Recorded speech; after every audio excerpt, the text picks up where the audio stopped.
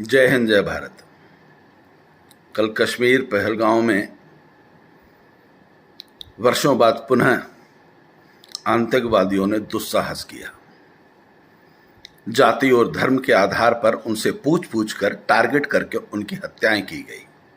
मैं उसकी निंदा करता हूं, उन परिवारों के प्रति संवेदना प्रकट करता हूं जिनके नौनिहाल और कई बहनों का सुहाग छिन गया। परंतु यह हुआ क्यों? इसके जिम्मेदार कौन है? उमर अब्दुल्ला की वह सरकार, कश्मीर के वो वोटर जो आज भी जम्मू और कश्मीर में सुख शांति नहीं चाहते। उन्होंने धर्म के आधार पर उमर अब्दुल्ला की सरकार चुनी। वो अच्छे से जानते थे कि अगर भाजपा की सरकार आ जाएगी तो आतंकवाद खत्म हो जाएगा। कश्मीर का मतदाता नहीं चाहता कि कश्मीर से आतंकवाद खत्म हो। उनके संरक्षण के बिना इस प्रकार की घटना हो पाना संभव नहीं है।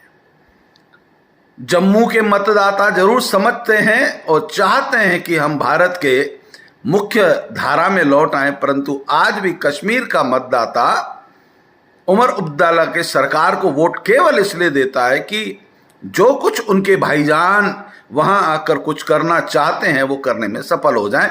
ये कल उसी का परिणाम था।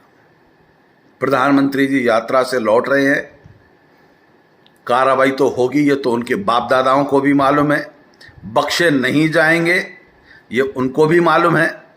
परंतु उस भारत के उस वोटर से बात करने आया हूं जो आज भी दलित के नाम पर, जय भीम और मीम के नाम पर, चंद्रशेखर और राज ठाकरे की महाराष्ट्र की भाषा के नाम पर बटे हुए हैं।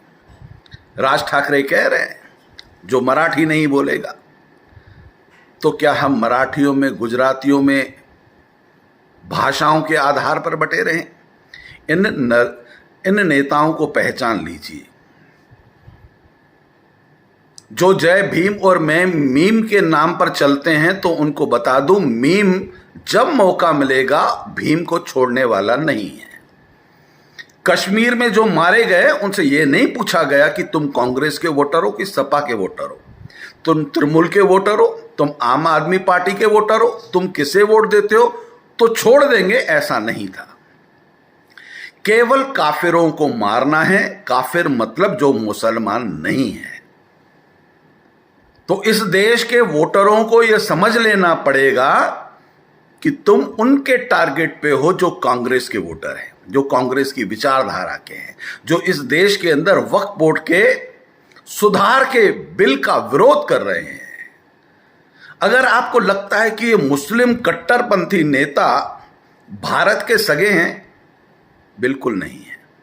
वो आज भी भारत को पाकिस्तान ही बनाने के लिए राजनीति कर रहे हैं। तभी वो अपने युवाओं को मस्जिदों के ऊपर और अपने घरों के ऊपर पत्थर इकट्ठे करने के लिए प्रेरित करते हैं और हिंदुओं की धार्मिक यात्राओं पर पत्थरबाजी करने के लिए प्रेरित करते हैं। ये सभी भारत को पाकिस्तान बनाने और बांग्लादेश बनाने की तैयारी कर रहे हैं। यह उस विचारधारा के लोगों को समझ लेना चाहिए जो सपा, बसपा और कांग्रेस को यह समझ के वोट देते हैं कि अखिलेश उनके सगे हैं। न अखिलेश आपका सगा है, न ममता बनर्जी आपकी सगी है, न केजरीवाल आपका सगा है। ये जितने भी भारत विरोधी विदेशी फंडिंग पर भारत में राजनीति करने वाले राजनीतिक दल हैं, ये आपकी बहू बेटियों की हत्याओं के, आपकी संपत्ति के लूट के सूत्रधार बनेंगे। आपको समझ में कब आएगा मैं नहीं जानता, परंतु भारत का प्रधानमंत्री आपको कई बार संकेत देता है राष्ट्रवाद के साथ खड़े रहिए। सबका साथ, सबका विकास, सबके विश्वास की बात करते हुए उनको मुख्य धारा में लाने का प्रयास करता है, परंतु वो पत्थरबाजी से बाज नहीं आते। ये बाहर के आतंकवादियों ने तो आकर कश्मीर पे हमला किया, लेकिन जो भारत के अंदर आतंक की सोच के साथ राजनीतिक दलों के साथ खड़े हुए पत्थरबाज हैं, यह भी आपके घरों के इर्द गिर्द बैठे हुए छुट भइये आतंकवादी ही हैं, जिनका टारगेट केवल हिंदुओं को खत्म करना, हिंदुस्तान को खत्म करना, हिंदुस्तान में रहने वाला जैन, बौद्ध, मारवाड़ी, मराठी जय भीम जय मीम के आधार पर बटा हुआ हर व्यक्ति समझ ले, ना तुम दलित हो, ना तुम बौद्ध हो, ना तुम हिंदू हो, तुम केवल इस्लाम को नहीं मानने वाले कट्टरपंथी, तुम काफिर हो। वो कट्टरपंथी तुम्हें मारना चाहते हैं, तुम्हारे परिवार को, तुम्हारे धर्म को खत्म करना चाहते हैं। यह समझने के लिए अक्ल चाहिए, और अक्ल को लाने के लिए इन घटनाओं के पीछे का रहस्य समझना पड़ेगा। योगी आदित्यनाथ ने कहा, बटोगे तो कटोगे, बटता वो है जो भारत के साथ नहीं है। जिस राज्य के अंदर भारत के हित में, धर्म के हित में मतदान किया जाता है, वहां भाजपा की सरकार है और सब सुरक्षित है। और जहां कट्टरपंथी तुष्टीकरण की राजनीति होती है, वहां पर आज भी कांग्रेस, आम आदमी पार्टी, बंगाल के अंदर ममता बनर्जी की तृणमूल सरकार है, वहां क्या होता है उन घटनाक्रमों से समझ लीजिए। भारत के हर कोने में बैठे हुआ व्यक्ति को यह समझना चाहिए कि उनके घर के इर्द गिर्द कई छोटे आतंकवादी विचारधारा के लोग पल रहे, पनप रहे हैं, 10-20% को छोड़कर।